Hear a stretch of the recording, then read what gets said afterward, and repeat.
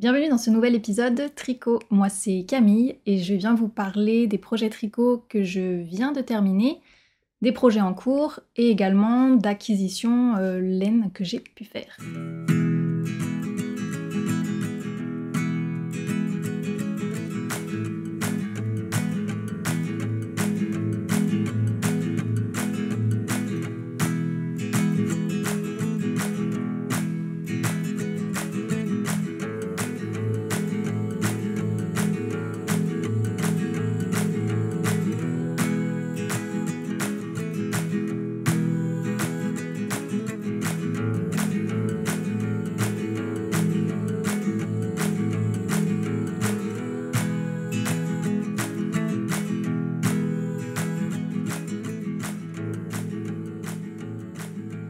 Alors pour commencer, depuis la dernière fois, j'ai pu terminer 2 projets. Donc d'abord, il y a ma paire de chaussettes que je faisais en laine autorayante de chez Sreipius que j'ai pu terminer. Donc voilà les 2 chaussettes. Donc j'aime beaucoup le rendu de cette laine parce qu'elle est très douce. C'est le coloris Museum Square, donc laine autorayante, ce qui fait que le projet avance assez vite et surtout que c'est très motivant à continuer parce que on a toujours envie de passer à la rayure suivante, donc ça c'est chouette. Et j'ai utilisé du coton de chez So Strengren en contrastant. Voilà. Donc c'est le premier modèle de chaussette où j'ai pu tester de faire le talon après coup, qui me permettait de ne pas interrompre en fait le rythme des rayures. Et j'aime beaucoup. Je trouve que c'est un talon qui se fait très vite et relativement facilement. Ça peut paraître impressionnant, enfin en tout cas ça me paraissait impressionnant de comment dire, de relever les... C'est même pas relever des mailles, c'est de... Ouais, si on va dire de relever 2 rangées de mailles pour couper au milieu dans son tricot et faire partir le talon de cet endroit. Mais en fait, franchement, ça se fait hyper bien. Alors, ce que j'ai fait sur... je sais plus laquelle c'est.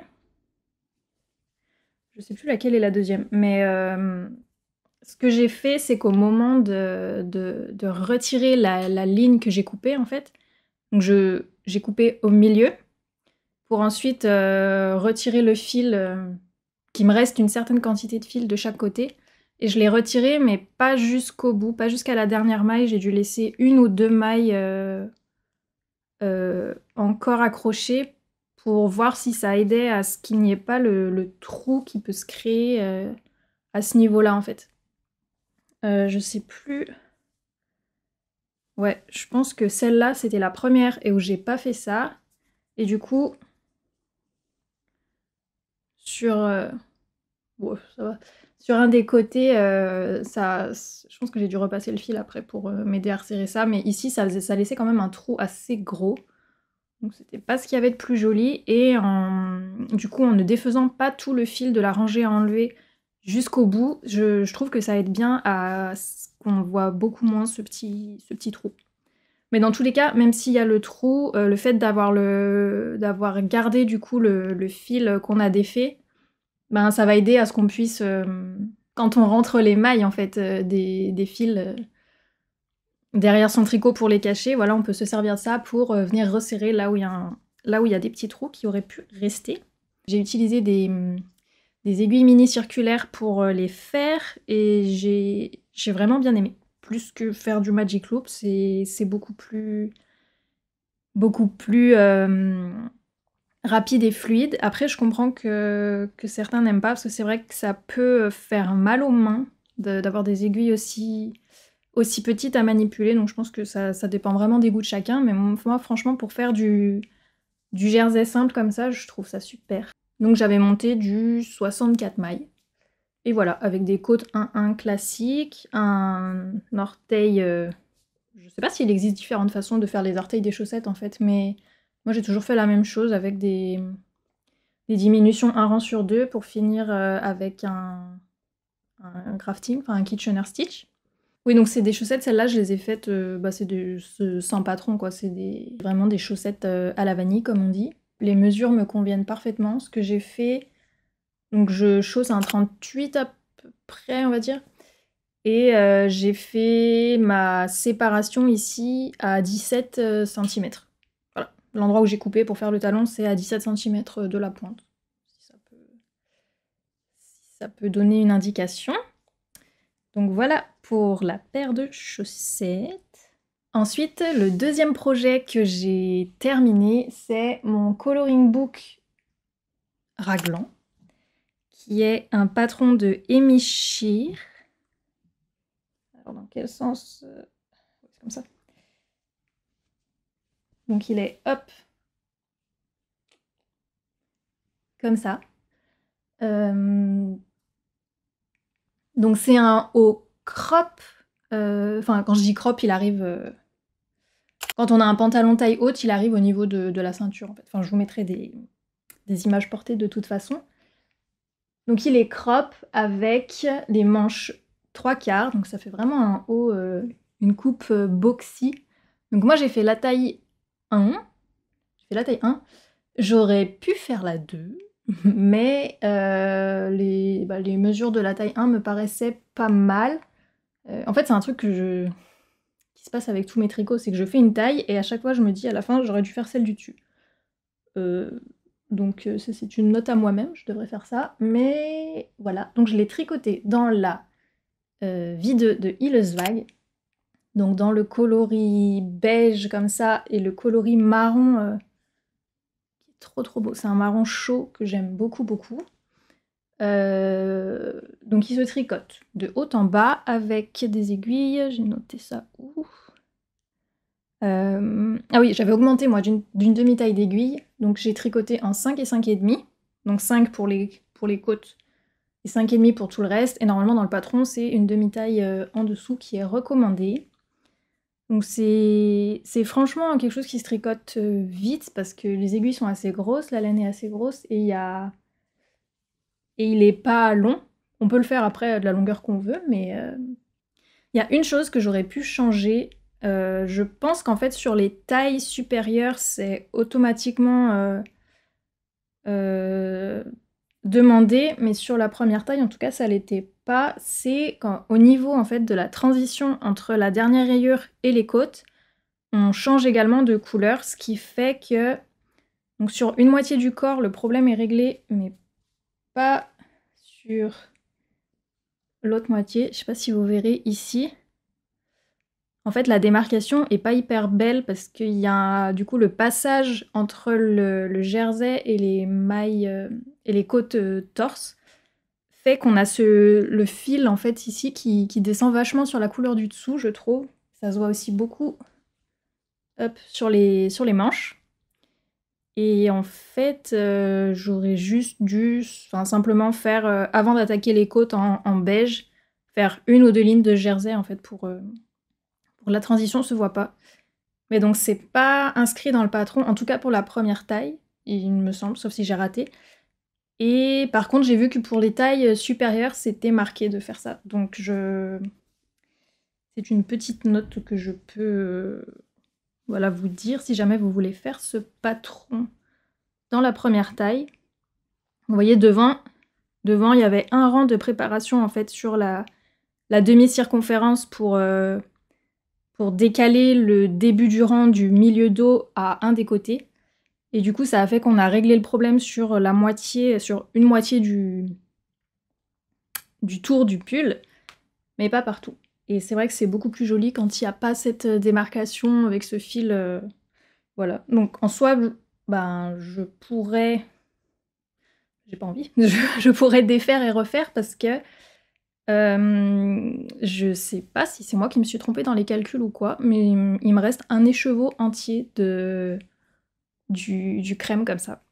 Donc voilà, je sais pas exactement comment je me suis débrouillée. Mais donc en tout cas, j'ai pu le bloquer aux dimensions demandées, donc je pense pas m'être trompée dans mes calculs ou quoi. Donc ouais, c'est un pull raglan vraiment simple dans sa construction et donc il se fait, oui, du haut en bas comme je l'ai dit, avec un col en côte torse qui est simple, il n'est pas du tout doublé, rabattu ou quoi. Après on a des augmentations raglan, on sépare les manches qu'on met en attente et on continue le corps. Donc pour les rayures, pour faire les rayures, elle conseille de faire courir le fil en fait, de jamais couper et de faire courir la deuxième couleur qu'on n'utilise pas au milieu ici. Donc moi c'est la première fois que je faisais ça je crois. Donc c'est pas hyper propre, mais c'est vrai que c'était intéressant comme technique de ne pas avoir à couper à chaque fois sa pelote et tout ça, parce qu'au final il n'y a que 8 rangs de chaque couleur, donc c'est vrai que ça évite d'avoir pas mal de fils à rentrer après. Et voilà, donc c'est pas ce qu'il y a de plus clean, mais bon, ça me dérange pas, c'est derrière. Voilà. Ah oui, et il y a sur le côté, il y a un détail comme ça de côte de côte torse aussi, une petite bande comme ça de chaque côté qui continue sous le bras. Voilà, pareil des deux côtés, ce qui rajoute un petit détail sympa. Donc voilà pour mon coloring book raglan. Ensuite, les encours que j'ai. Le premier, c'est un que j'avais commencé la dernière fois déjà. Oups. La dernière fois, j'avais juste le panneau du haut du dos qui était commencé. Et donc là, j'en suis... Hop. J'en suis là. Donc c'est le sweater numéro 18 de My Favorite Things Knitwear. Et j'adore, il est trop beau. Alors celui-là, pour ne pas me faire avoir par la taille que je trouverais trop juste, j'ai fait la taille M, donc qui est la 3e taille. En sachant que le modèle est déjà de base pensé pour être oversize. Donc là, je devrais être bien. Donc, et voilà, en fait, j'arrive bientôt là au bas du... Ah oui. J'arrive bientôt en bas du corps. Il doit me manquer 3-4 cm de côte, je pense. Voilà, si je veux suivre ce qui est demandé dans le patron. Donc voilà, et après, une fois que j'aurai fini le corps, il faudra que je vienne relever des mailles pour faire un col en côte qui va être replié vers l'intérieur. Et ensuite faire chaque manche qui suivra le même motif que le corps. C'est une texture que j'aime vraiment beaucoup, je la trouve très chouette. Elle est pas aussi répétitive que ce qu'elle y paraît, parce qu'il y a quand même des variations en fait. Chaque rayure est pas pareille, les écarts sont pas les mêmes. Des fois il y a une ligne de point mousse au milieu, des fois pas. Donc c'est très chouette à faire, j'aime beaucoup. Ça avance assez vite parce que c'est de la laine... Là c'est du Heavy Merino de Knitting for Olive que j'utilise dans le coloris Rust. Et c'est avec... je tricote avec des aiguilles 5,5. 5,5 pour le... 5,5 pour le corps et 4,5 pour les côtes. Et encore une fois, donc j'ai augmenté d'une demi-taille. Donc voilà pour ce modèle. Donc lui, j'ai vraiment trop hâte de le terminer et de pouvoir le porter parce que je sens vraiment, rien que quand je tricote et que je l'ai sur mes jambes, il me tient bien chaud. Et là, ça va être trop bien parce que du coup, j'essaye de pas allumer trop le chauffage, mais c'est vrai que du coup, moi, je travaille depuis chez moi.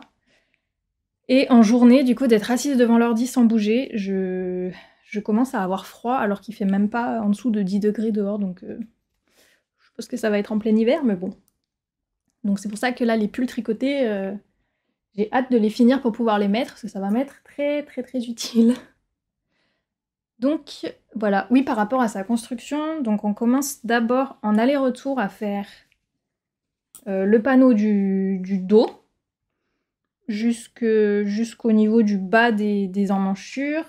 Ensuite, on vient relever les mailles qu'il y a ici sur les épaules pour faire les épaules, justement. de chaque côté. Ouais. Et après, on vient rejoindre ses épaules sur le devant et tricoter en aller-retour jusqu'au bas des manches devant. Et ensuite, on peut tout rejoindre en cercle pour faire le reste du corps jusqu'en bas, jusqu'aux côtes en bas. Donc vraiment, ce pull, j'aime beaucoup, beaucoup. J'adore le tricoter et j'ai hyper hâte de pouvoir le porter. Voilà, au blocage, normalement, il est censé quand même pas mal s'étendre, enfin, pas mal. Il est censé l'agrandir de quelques centimètres, parce que là, la texture fait qu'il a tendance à se replier un peu sur lui-même. Donc au blocage, on doit étendre un peu tout ça. Et voilà, ça va être super chouette. J'ai trop hâte de finir le bas là pour pouvoir passer au col et ensuite aux manches. Pour mon châle Tibesti, depuis la dernière fois, je l'ai pas touché. Là en ce moment, il m'appelle pas, donc je me suis résolue à ne pas me forcer pour l'instant à le tricoter. Je préfère avoir vraiment envie de m'y remettre pour le tricoter plutôt que de me forcer, de pas apprécier le processus parce que ce serait trop bête. J'ai pas d'obligation de le finir pour un temps précis, donc je vais pas me forcer pour l'instant et il sera fini quand il sera fini.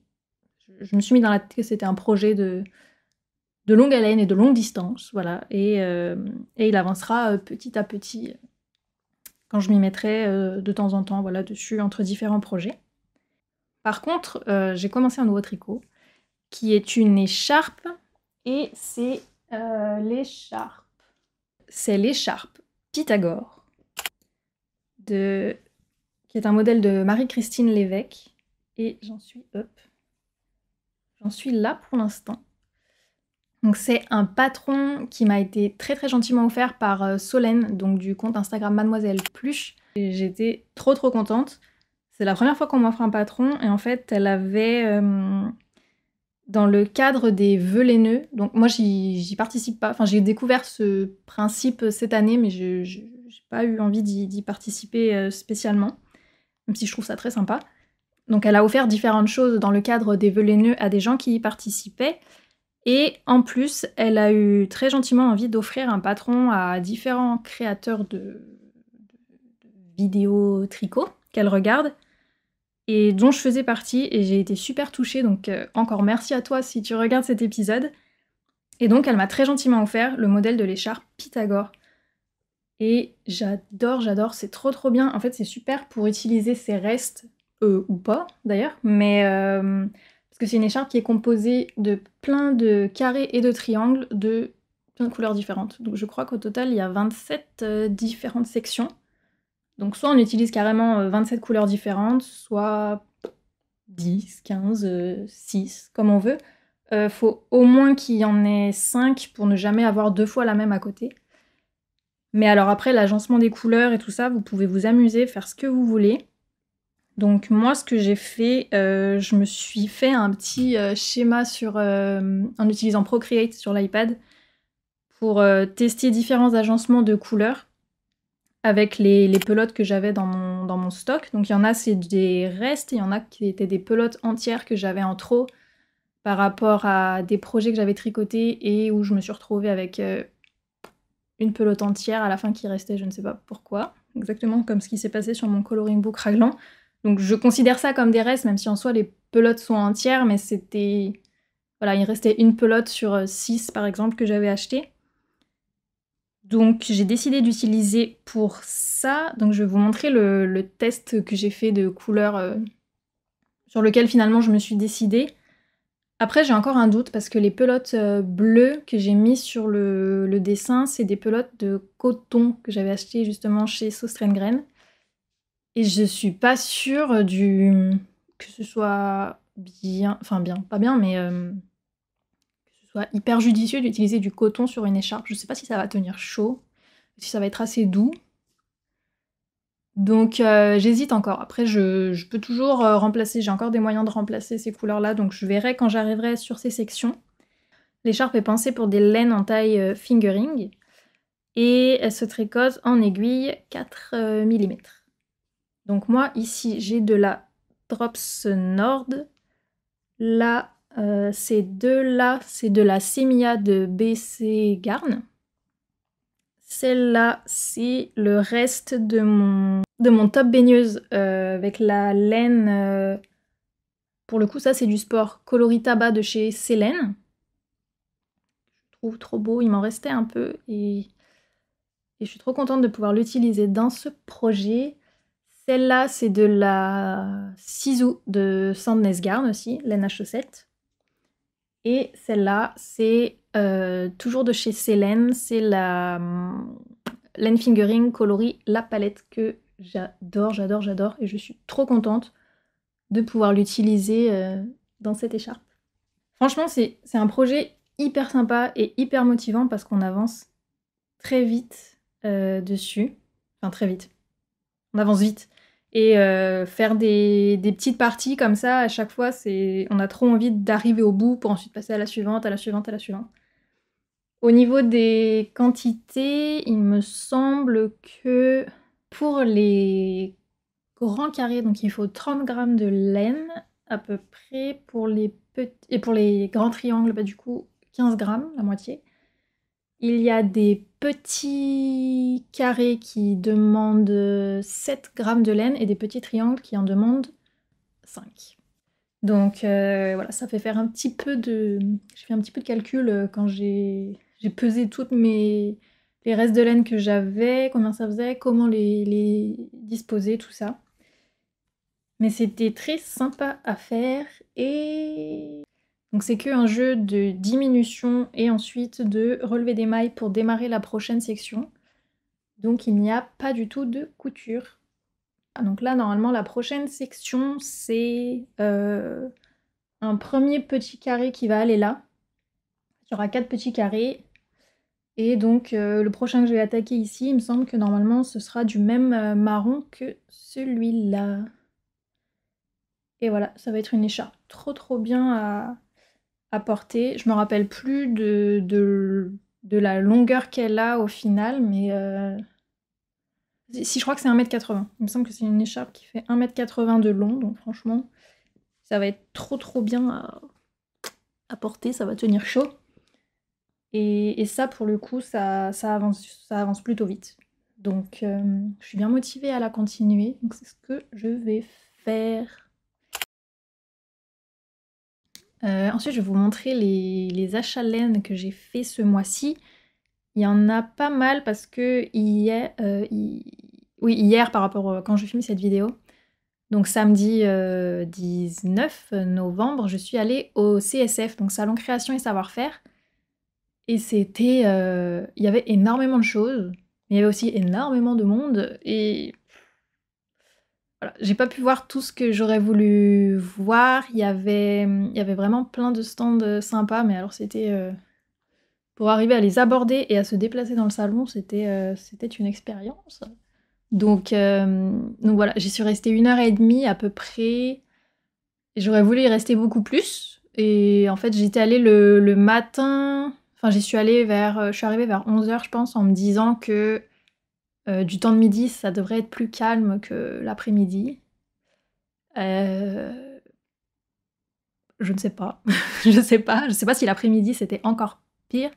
Mais moi, j'ai trouvé qu'il y avait beaucoup de monde. Donc voilà, j'y suis restée 1h30. J'ai quand même pu trouver les choses qui m'intéressaient. J'ai pas pu voir tous les stands que j'aurais voulu. Mais bon, c'était déjà pas mal. Donc la première chose que je me suis prise, et ça je savais que je voulais m'acheter ce combo-là, pas dans ces couleurs, mais voilà, je voulais me prendre un duo de chez Léna Mouret sur sa base Athéna, qui est du 100% mérino, combiné avec un écheveau de mohair, kid mohair et soie. Ouais, c'est ça. Donc ça c'est du fingering et bon, ça me lace quoi. Et c'est la première fois que je vais tricoter en double fil comme ça, j'ai jamais tricoté de mohair. Et en fait, ça c'est pour faire un cadeau de Noël. J'aimerais tricoter pour ma maman l'écharpe, n'importe quoi, la capuche Bonbec, qui est un patron d'atelier Émilie. Et j'avais vu que quelqu'un avait tricoté avec un combo comme ça de ces deux bases de Léna Mouret. Donc je me suis dit que j'allais en profiter d'être sur le salon pour lui prendre un duo comme ça. Et j'adore, j'adore. Alors ça, c'est le coloris Rendez-vous en terre inconnue, qui est une base beige légèrement marron glacé, avec des speckles marron glacé. Et je la trouve trop trop belle. J'adore. Et donc à tricoter avec le mohair qui va avec. Est-ce qu'il y a un nom de... Les pieds dans le sable. Le mohair s'appelle Les pieds dans le sable. Et je trouve que ça va être trop joli. Au début, j'avais pas prévu de tricoter des cadeaux de Noël, parce que c'est le premier Noël que je vais passer en fait depuis que j'ai commencé vraiment à tricoter. Et je pensais pas faire des cadeaux, parce que je trouve que ça met du temps de tricoter, même une paire de chaussettes qui est assez petite, moi je trouve que ça met du temps. Et donc faire des cadeaux, je me suis dit si je tricote pour une personne, il faudrait que je tricote aussi quelque chose pour une autre, ou je sais pas. Au début je me suis dit ça va plus être embêtant qu'autre chose. Dans ma famille, mes parents, mon frère, ils mettent pas vraiment de bonnet, ils mettent pas de gants, donc je sais pas, je savais pas quoi leur tricoter. Et au final, ce que je me suis dit, c'est que voilà, quand j'ai vu le patron de la capuche Bombec, je me suis dit que ça pourrait plaire à ma mère. J'espère ne pas me tromper, mais je pense que c'est vraiment le genre de choses qu'elle pourrait mettre. Et elle aime pas mettre des écharpes. Elle met des foulards, mais elle met pas d'écharpes. C'est bizarre. Mais parce que l'écharpe, elle trouve que ça étrangle ou je ne sais pas. Et la capuche, pour le coup, je me suis dit ça ferait plus un tour de cou, c'est plus quelque chose qui reste là, ça tire pas. Donc je pense que ça pourrait lui plaire. Et en plus, ça fait un style un peu sportswear, un peu sympa, qui irait bien avec le style de veste qu'elle met, veste en blouson en cuir ou veste en jean. Donc je pense vraiment que ça pourrait être une bonne idée. Et donc voilà, j'ai choisi ces coloris-là et j'ai trop hâte de commencer et trop hâte de voir aussi du coup ce que ça fait de tricoter avec du mohair et un double fil, comment ça se passe. Parce que j'ai jamais osé faire ça pour des pulls, mais si ça me plaît, pourquoi pas. Donc voilà pour ces deux écheveaux-là dont je suis très très contente. Ensuite, je suis passée à côté du stand de la fabrique Poveda. Alors je connaissais pas du tout. Mais c'est une teinturière en fait qui fait de la teinture végétale. Et ce qu'elle fait, c'est qu'elle récupère les toisons de moutons. Elle les fait préparer et filer par une entreprise. Et ensuite, elle récupère tout ça pour les teindre avec des teintures naturelles. Et je lui ai pris un écheveau de Dima. Donc c'est taille sport couleur caramel. Et c'est du mélange de toison de mouton d'Île-de-France élevés dans la Nièvre et de toison de mouton mérino d'Arles élevés dans les Bouches-du-Rhône. Donc ça c'est très cool parce que j'ai fait mes études à Arles, dans le sud. Du coup j'aime bien, je trouve ça sympa. Voilà. Donc il y a 70% provenance Île-de-France et 30% de mérino d'Arles. Donc je lui ai pris un seul écheveau parce que je ne sais pas ce que je vais faire avec. C'est un peu la même texture en fait que la V2 de Hillerswag. Quand je disais voilà une laine un peu sèche et un peu légère et mousseuse, voilà, c'est exactement le même type. Et j'aimais beaucoup cette couleur, mais j'ai pas encore d'idée de ce que je peux faire avec. Donc je vais voir. Donc voilà pour la fabrique Poveda. Et ensuite, j'avais pris, donc dans la continuité de mes idées de cadeaux de Noël, finalement, je me suis dit que je pourrais tricoter à mon frère une paire de chaussettes, mais un peu en laine, en déca en fait, pour que ça aille plus vite pour moi à tricoter et que lui, ça lui fasse des chaussettes qu'il peut mettre à garder à la maison en fait, quand il fait froid. Donc je me suis dit que j'allais lui faire les Sunday Socks de Petite Knit, donc qui demandaient une laine entre le déca et le hareng. Et en fait, je trouvais pas au début sur le salon quelque chose qui me plaisait. Et après, quand je suis arrivée sur le stand de Fonty, Ils avaient du coup toutes leurs différentes bases, et après déclinées dans plein de coloris. Donc j'ai cherché une base de grosseur qui pourrait convenir, et il y avait la Aubusson. Donc j'ai pris au départ 4 pelotes de Aubusson dans ce coloris vert là. Et en fait, une fois que je les ai eu achetées, j'étais pas convaincue. En fait, la laine est très bien, est très très chouette, très très douce, hyper agréable. Par contre, je me suis dit que pour des chaussettes, en fait, ça allait pas le faire parce qu'il n'y a pas de nylon. C'est du 100% laine, lavable en machine.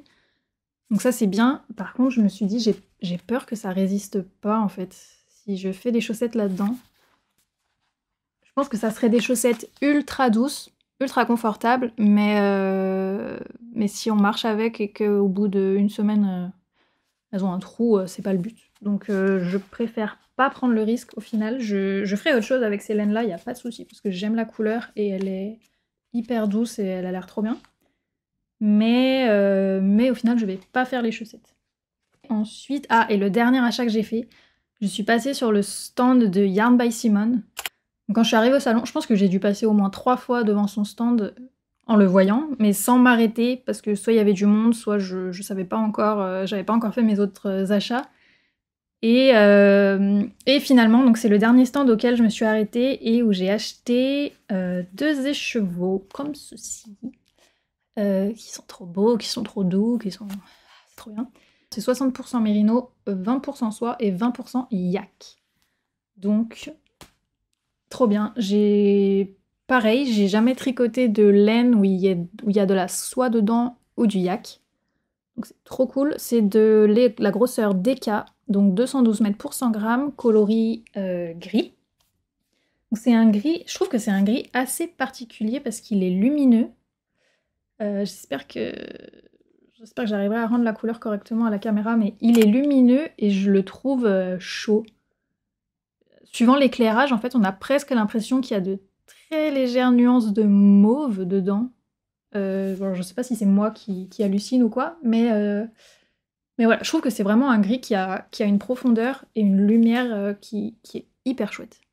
Donc j'ai pris 2 écheveaux sans savoir ce que j'allais en faire, et en fait quand je suis revenue, j'ai eu l'idée que peut-être j'allais me tricoter une Ripple Bralette DK, qui est un patron de Jessie May, je crois qu'elle s'appelle comme ça. En fait, il y a la Ripple Bralette normale et la Ripple Bralette, facile à dire, DK. Donc qui se fait, la première se fait en light fingering et la DK se fait en DK. Et avec deux écheveaux, ce serait parfait, je pense, pour la faire. Et du coup, vu la douceur de cette laine, ça devrait être hyper agréable à porter à même la peau, quoi. Donc je pense vraiment que je vais faire ça. Je pense que ça serait trop bien. Donc voilà pour mes achats du CSF. Et oui, mais c'est pas la seule chose que j'ai acheté ce mois-là. Le week-end avant le CSF, je me suis baladée dans mon quartier, dans le coin où j'habite dans Paris. Et en fait, pas hyper loin de chez moi, il y a la boutique Une Maille à l'endroit, dans laquelle j'étais allée. Dans laquelle j'étais jamais allée. C'est une petite mercerie, mais qui a pas mal de choix de laine. Et en fait, en passant devant la vitrine, j'avais vu qu'ils avaient des pelotes de Frida, de Lang Yarn. Hop.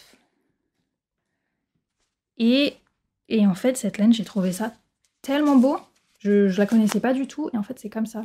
Dans une pelote, il y a plein de nuances différentes, et ça fait pas... C'est pas des rayures strictes ou quoi, ça fait vraiment tout un mélange de couleurs qui se font, et j'adore, j'adore, j'adore. Il y a plusieurs coloris.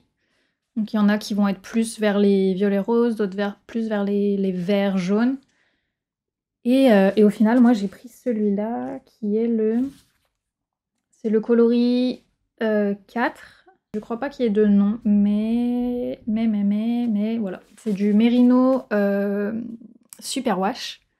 Les pelotes font 100 grammes et j'en ai pris 4. J'en ai pris 4 parce que j'avais dans l'idée, et je pense toujours que c'est ça que je vais faire, de me refaire un Trescao. de Along avec Anna. Je vais le faire, j'ai envie de le faire dans une ou deux tailles au-dessus de celui que j'avais déjà fait. Et je pense que le faire dans une laine comme ça pourrait être hyper chouette parce que c'est un modèle assez plat, comment dire? Pas plat, mais il y a le détail de raglan ajouré, mais après le corps c'est du jersey. Donc ça rendrait hyper bien, je pense, d'avoir une laine très, très colorée, variée comme ça. Je pense que ce serait hyper joli. La laine est extrêmement douce. Donc j'ai vraiment envie de me faire ça. Donc voilà, j'ai pris 4 pelotes. Et à voir quand est-ce que je le démarre et si je reste sur cette idée. Mais franchement, c'est une trop belle découverte. Je suis trop contente. Trop fan. Je pense que j'ai abordé tout ce dont je voulais vous parler. Donc je vous remercie beaucoup d'avoir regardé cette vidéo jusqu'au bout. Merci beaucoup encore une fois à toutes les personnes qui commentent, qui like, qui regardent la vidéo, qui s'abonnent. Voilà, ça me fait trop trop trop plaisir. C'est hyper chouette d'avoir vos retours. N'hésitez pas à me dire en commentaire les projets sur lesquels vous tricotez en ce moment, parce que ça m'intéresserait beaucoup de voir, de découvrir en fait de nouveaux patrons, enfin nouveaux ou pas, mais en tout cas de savoir qu'est-ce que vous tricotez en ce moment. Et je vous dis à bientôt dans une prochaine vidéo.